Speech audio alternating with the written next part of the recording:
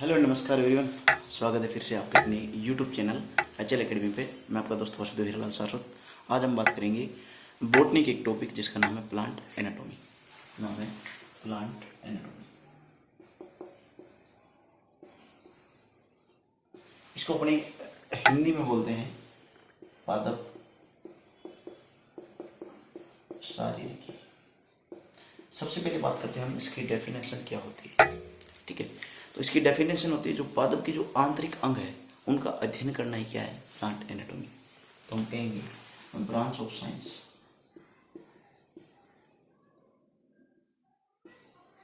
In which deals with study of internal structure of in which study of internal structure of organs of body। किसी शरीर या अंगों की आंतरिक भागों का अध्ययन करने क्या है, प्लांट एनाटॉमी। ठीक है, अपनी एनसीईआरटी के अंदर जो 11वीं क्लास के अंदर जो छठा पार्ट है ये उसी की बात हो रही है। जो प्लांट एनाटॉमी का जो सबसे पहले अध्ययन किया था वो वैज्ञानिक का नाम था एन ग्रू। क्या नाम था? एन ग्रू। इन्होंने कहा जो पादपों के शरीर के अंदर जो उत्तक पाए जाते हैं वो उत्तक दो प्रकार के होते हैं। इन्होंने कहा कुछ उत्तक ऐसे होते हैं जो लगातार विभाजन करते रहते हैं, उनको अपने बोलते हैं विभज्य उत्तक। क्या बोलते हैं? विभज्य उत्तक। और कुछ ऐसे उत्तक होते हैं जो कि विभज्य उत्तक से विभेदन के बाद में बनते हैं। ठीक है, और वो स्थायी बन जाते हैं, इनको बोलते हैं अपने स्थायी उत्तक।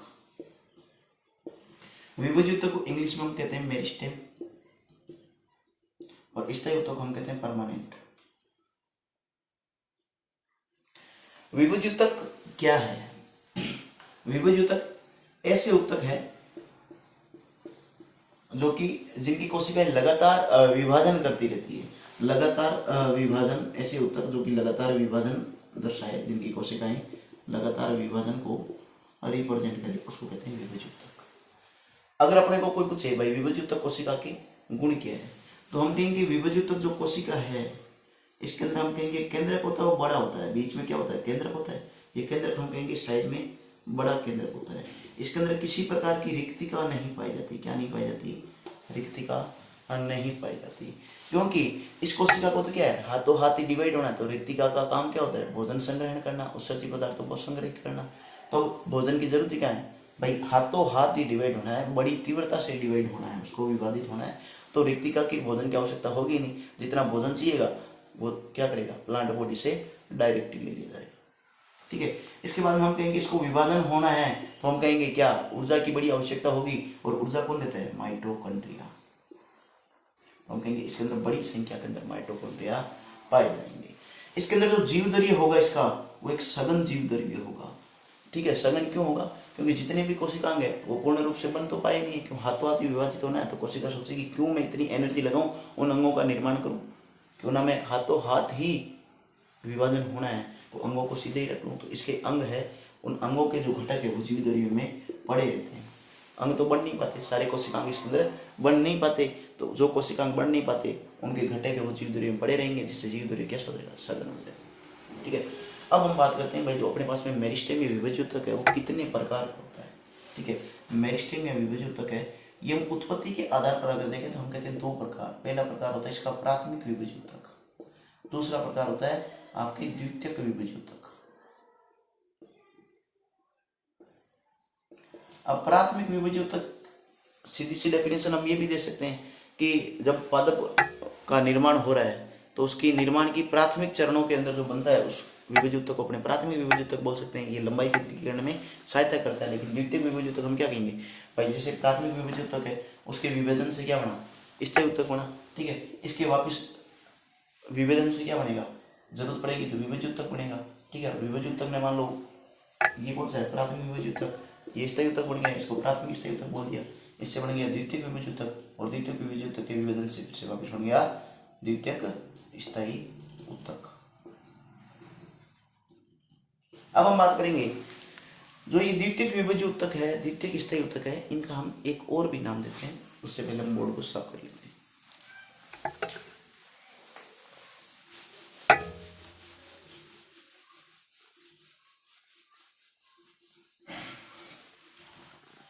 हम विभज्य को दो भागों में वर्गीकृत करते हैं। पहला भाग इसका यू मेरिस्टेम, दूसरा भाग है pseudo meristem. Pseudo meristem, you meristem होता है उसको हम कहते हैं सक्रिय विभज्य ऊतक। स्यूडो मेरिस्टेम को हम कहते हैं आभासी विभज्य ऊतक। अब आपको पूछे भाई सक्रिय विभज्य ऊतक कौन सा है, आभासी विभज्य ऊतक कौन सा है? जो पौधे की निर्माण की जो प्रारंभिक अवस्था के अंदर निर्मित होते हैं उन विभज्य ऊतक को अपन बोलते हैं सक्रिय विभज्य ऊतक। और आभासी विभज्य ऊतक है वो हम क्या कहेंगे, या तो अप्रत्यक्ष रूप से यू मेरिस्टेम से बनेंगे, ठीक है, या फिर हम कहेंगे जो स्थायी ऊतक होंगे उनसे जब आवश्यकता पड़ेगी पौधों को तब क्या होगा, स्थायी जो ऊतक है उनसे कुछ विभज्य ऊतक का निर्माण होगा, उसको अपने कहेंगे आभासी या द्वितीयक विभज्य ऊतक। अब हम बात करते हैं जो हमें पादप की स्थिति होती है, ठीक है, उसके अंदर विभज्य ऊतक दिखाई कहाँ कहाँ पे देता है। तो चलिए हम बना लेते हैं पादप।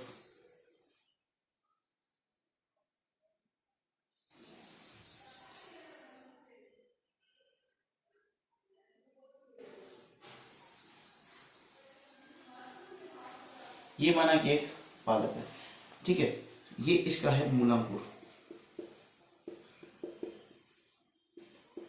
ये मूल वाला भाग मूल तंत्र मान लो, ठीक है। जब बीज होगा तो बीज के अंदर हम क्या कहेंगे, नीचे मूलांकुर ऊपर परांकुर, ठीक है। तो यहाँ पर विभज्य ऊतक एक प्रकार ये भी आ जाता है कि जो बीज या फिर पादप की भ्रूण अवस्था जहाँ पर बीज प्रस्फुटन हो रहा है तो ऊपरी भाग को अपने बोलते हैं परांकुर और निचले भाग को अपने बोलते हैं मूलांकुर। तो परांकुर और मूलांकुर जो पादप के भ्रूण भाग है वहां पर पाए जाने वाले विभज्य ऊतक को अपने बोलते हैं पराग विभज्य ऊतक, प्रोमेरिस्टेम ऊतक, प्रोमेरिस्टेम। अब हम कहेंगे जब हम मूलांकुर से क्या बना, मूल बना, और ऊपर जो परांकुर है उससे बना पर्व, ठीक है। तो मूल के जो शीर्ष पर विभज्य ऊतक पाया जाएगा उसको बोलेंगे मूल शीर्ष विभज्य ऊतक। अगर इंग्लिश में इसकी शॉर्ट फॉर्म देखें तो हम कहते हैं राम रूट एपिकल मेरिस्टेम, इसको हम कहते हैं सेम सूट एपिकल मेरिस्टेम, पर्व है शीर्ष विभज्य ऊतक, ठीक है। अब देखो इसके अलावा कुछ और विभज्य ऊतक आते हैं, जैसे हम मान लें ये मूल वाला भाग है, ठीक है। तो मूल क्या है, हमें एकदम ये पतली पतली दिखाई देती है एनी टाइम, थोड़ी बहुत मोटी भी होती है, ठीक है। मोटी होने का कारण क्या है, क्योंकि इसके अंदर किनारे पाया जाता है एक मेरिस्टेम जिसको हम कहते हैं पार्श्वीय विभज्य ऊतक, क्या नाम देते हैं, पार्श्वीय विभज्य ऊतक। ये क्या करता है, कई बार मान लो पौधे के अंदर मान लो कोई घाव वाव लग गया, क्योंकि आबादी होते हैं वो क्या करते हैं पौधे के ऊपर किसी पत्थर वगैरह से कुल्हाड़ी वगैरह से करते हैं घाव, ठीक है। तो घाव भरने के लिए ये पार्श्वीय विभज्य ऊतक काम आता है और इसकी थोड़ी बहुत चौड़ाई बढ़ाने के लिए काम आता है, तो यहाँ पर भी पाया जाएगा। लेकिन हमने एक बात देखी है कि गाय वगैरह ये घास खाती है, ठीक है, तो लेकिन घास खा लिया उसने, मान लो ये घास कितना था, ठीक है, गाय ने खा लिया ये ऊपर होगा, ठीक है, फिर भी क्या होगा भाई यहाँ तक मान लो, ठीक है, फिर भी क्या होगा थोड़े समय बाद में वापस घास बड़े बड़े होगी।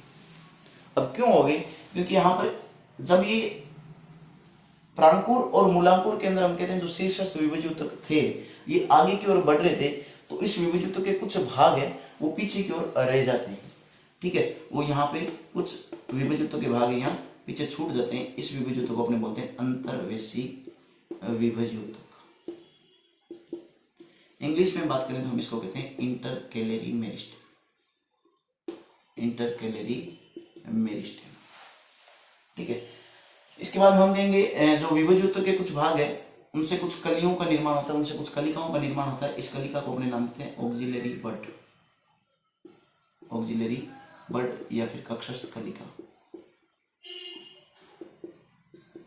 कक्षस्थ कलिका।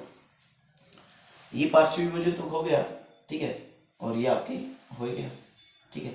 यहाँ से कुछ पत्तियां निकलती है तो वहां पर आपको अर्ली प्राइमोर्डिया एक भी कई की किताब आपको दिखा देगी। तो यहाँ पर हमने देख लिया भाई जो विभज्य ऊतक है जैसे एपिकल हो गया, इंटरकैलरी हो गया, लेटरल हो गया, किसकी स्थिति कहाँ पर है, ठीक है।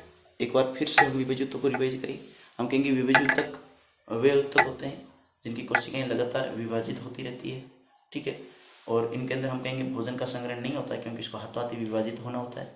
इसके अंदर हम कहेंगे वैक्यूल नहीं होती क्योंकि भोजन का संग्रहण नहीं हो रहा। ठीक है, उसके बाद में हम कहेंगे इसके अंदर केंद्रक बड़ा होता है, माइटोकॉन्ड्रिया अधिक होती है और इसका जीवधरी है वो सघन होता है। ठीक है, उसके अलावा आपको कोई पूछे तो आप ये भी कह सकते हैं कि इनके जो सेल्स है, ठीक है, विभाजित की सेल्स है वो आपस में प्लाज्मोडेस्माटा जो कि आधे तिरछे तंतु होते हैं उनके द्वारा जुड़ी रहती है। ठीक है, जब पादप बड़ा होता जाएगा, ठीक है, तो उसके जो विभाज्य ऊतक है ये क्या करेंगे, स्थायी ऊतक में कन्वर्ट होते रहेंगे। ठीक है, अब हम बात करते हैं स्थायी ऊतक की।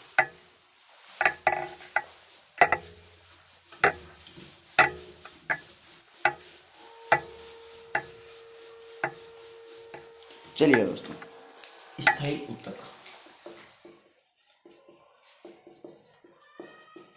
स्थायी ऊतक ऐसे स्थायी ऊतक जो एक ही प्रकार की कोशिकाओं से मिलकर बने होते हैं उनको अपने कहते हैं सरल स्थायी ऊतक, और जो अलग अलग प्रकार की कोशिकाओं से मिलकर बने होते हैं जो कि अलग अलग कार्य करते हैं उनको अपने बोलते हैं जटिल ऊतक। ठीक है, हमारे पास में 3 प्रकार के सरल स्थायी ऊतक होते हैं। ठीक है, और वो 3 प्रकार के कौन कौन से हैं, तो हम कहेंगे सबसे पहला तो हमारे पास में आएगा कौन सा, पेरेनकाइमा। दूसरा आएगा हमारे पास में कोलेनकाइमा, और तीसरा आएगा स्क्लेरेनकाइमा।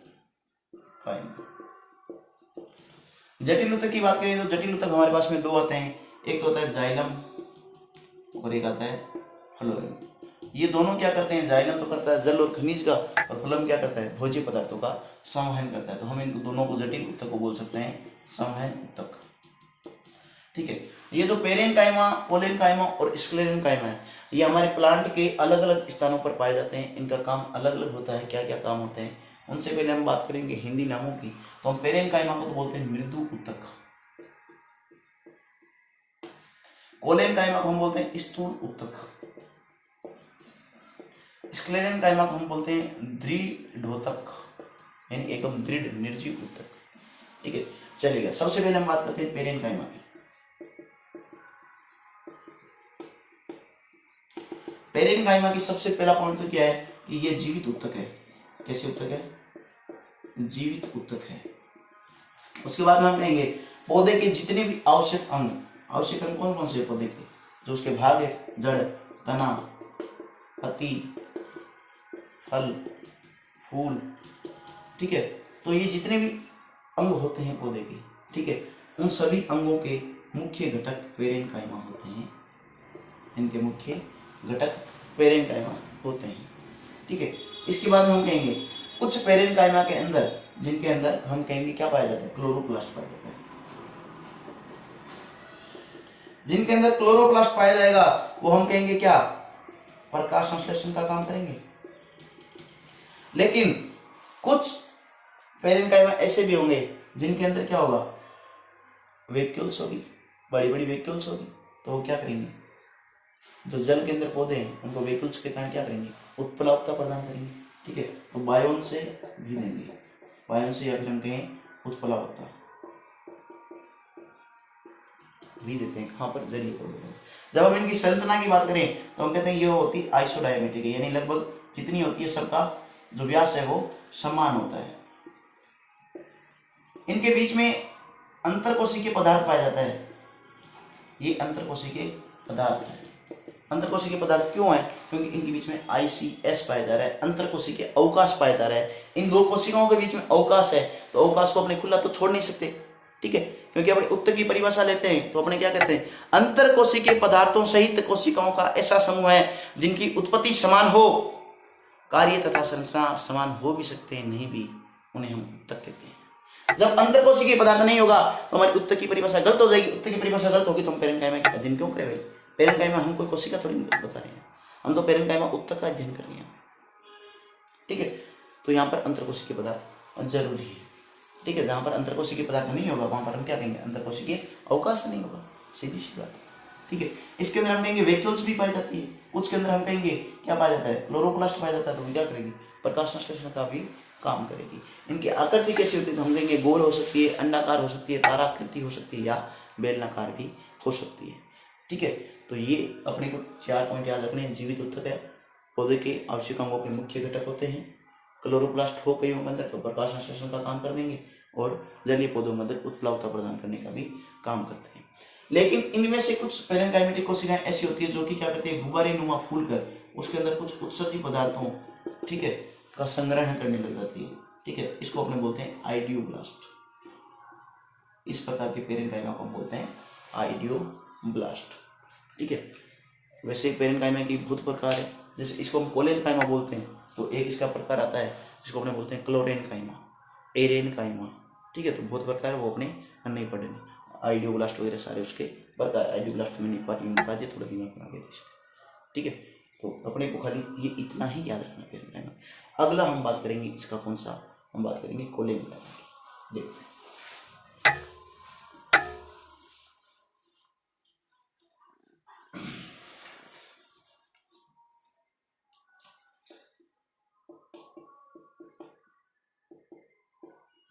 कोलेनकाइमा।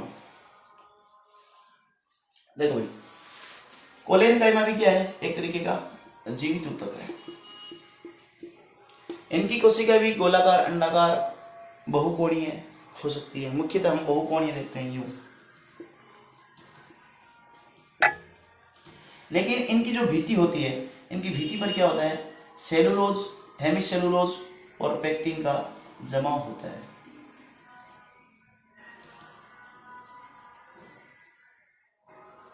सेलुलोज, हेमिसेलुलोज और पेक्टिन का जमा होता है। इनकी भित्ति पर हम कहेंगे हेमिसेलुलोज, सेलुलोज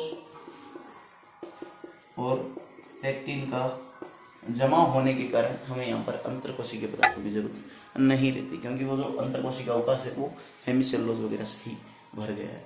इनकी उपस्थिति देखें तो हम कहेंगे जो द्विबीजपत्री तने हैं, द्विबीजपत्री तने के अंदर जो सबसे बाहर वाली परत होती है उसको हम कहते हैं बाह्य त्वचा। बाह्य त्वचा के जस्ट नीचे पाई जाती है उसको हम कहते हैं अधस त्वचा या हाइपोडर्मिस। तो द्विबीजपत्री तने के अंदर जो हाइपोडर्मिस है, उस हाइपोडर्मिस भाग के अंदर आपको कोलेनकाइमा की परतें मिलती है, ठीक है। या फिर हम कह सकते हैं हाइपोडर्मिस है वो कोलेनकाइमा का बना होता है। उसके बाद में हम बात करें इसका काम क्या है, इसके वही काम है। एक तो प्रकाश संश्लेषण हो गया, क्योंकि कुछ कोलेनकाइमा के अंदर अगर क्लोरोप्लास्ट पाया जाएगा तो प्रकाश संश्लेषण करेंगे। उसके अलावा इसका जो मुख्य काम है वो है तने के यांत्रिक भागों, तने के नवजात भागों या फिर शेषव भाग, या फिर जो शेषव तना है, जो तना अभी नया नया बना है शिशु अवस्था में, उसको यांत्रिक सहारा प्रदान करना। यांत्रिक भाग नहीं है, आपको यूं याद रखना, तने के शेषव भागों या जो नए बनने वाले भाग हैं उनको यांत्रिक सहारा प्रदान करते हैं, ठीक है। ये भी जीवित होते हैं। इनके किनारे पर सेलुलोज, हेमिसेलुलोज और पेक्टिन का जमाव हो जाता है, जिस कारण इनको अंतरकोशिकीय पदार्थों की जरूरत नहीं रहती है। ये द्विबीजपत्री तने की हाइपोडर्मिस में पाए जाते हैं। सबसे लास्ट में हमारा आता है स्क्लेरेनकाइमा। स्क्लेरेनकाइमा, स्क्लेरेनकाइमा के अंदर हम कहेंगे स्क्लेरेनकाइमा कैसा है, मृत ऊतक है। ये मृत क्यों है, क्योंकि इसकी भित्ति के अंदर लिग्निन का जमा हो जाता है, और लिग्निन हमें पता है कि कैसा है, एक मृत पदार्थ है। कैसा पदार्थ है, मृत पदार्थ है। देखिएगा, हम बात करते हैं स्क्लेरेनकाइमा। हम बोले कि स्क्लेरेनकाइमा कैसा है, एक मृत ऊतक है, क्योंकि इसकी भित्ति के अंदर लिग्निन का जमा हो जाता है। स्क्लेरेनकाइमा भी दो प्रकार के होते हैं। पहला प्रकार है इसका स्क्लेरिड, और दूसरा प्रकार है स्क्लेरेनकाइमा तंतु। स्क्लेरिड अपने को यूं दिखेंगे, ठीक है। इनकी भित्ति के अंदर हम क्या कहेंगे, लिग्निन का जमाव होता है, ठीक है। तो यहाँ क्या है, लिग्निन का जमाव हो जाता है, ठीक है। तो ये वाले जो भाग है ये इसके मुख्यतः काम करने वाले भाग होते हैं। और ये काम करने वाले भाग क्या करते हैं, ये पाए कहाँ जाते हैं कि आपके जो चीकू, नाशपाती जैसे जो फल है, इन फलों के जो गुदे यानी जो गुदेदार खाने वाला भाग होता है उनके अंदर ये पाए जाते हैं, ठीक है। ये उसको थोड़ी बहुत जो कठोरता है वो इसी कारण होती है। इनके बाहर हम कहेंगे लिग्निन का जमाव होता है, जिस कारण इसमें कठोरता आती है। इसके अलावा ये चाय पत्ती के अंदर भी, जो चाय की पत्तियां होती है उनके अंदर भी पाए जाते हैं। जब हम स्क्लेरेनकाइमेटिक तंतु की बात करें तो हम क्या कहेंगे, तंतु में भी हम क्या कहेंगे, बीच में इसकी ये कैविटी बन जाती है और किनारे किनारे हम क्या कहेंगे, लिग्निन का जमाव हो जाता है। यहाँ और यहाँ हम क्या कहेंगे भाई, लिग्निन का जमाव हो गया तो इनकी जो बीच में जो गुहा है, गुहा हम कैसे कहेंगे, एकदम पतली सी नैरो कैविटी बन गई, हम कहेंगे संकरी गुहा हो जाती है। ठीक है, ये जो स्क्लेरोकाइनेटिक तंतु और स्क्लेरिड है, ये मिलकर पौधे को क्या करते हैं, मजबूती प्रदान करने का काम करते हैं। इसके साथ ही आपके विभज्य ऊतक हो गए, स्तयी ऊतक हो गए। स्तयी ऊतक के अंदर हमने पढ़ा सरल स्तयी ऊतक, जटिल स्तयी ऊतक जो जाइलम एंड फ्लोएम है, वो हम पढ़ेंगे कल के लेक्चर में, जहाँ पर हम ऊतक तंत्र और जटिल ऊतक के बारे में बात करेंगे। आज के लिए बस इतना ही, मिलते हैं अगले वीडियो।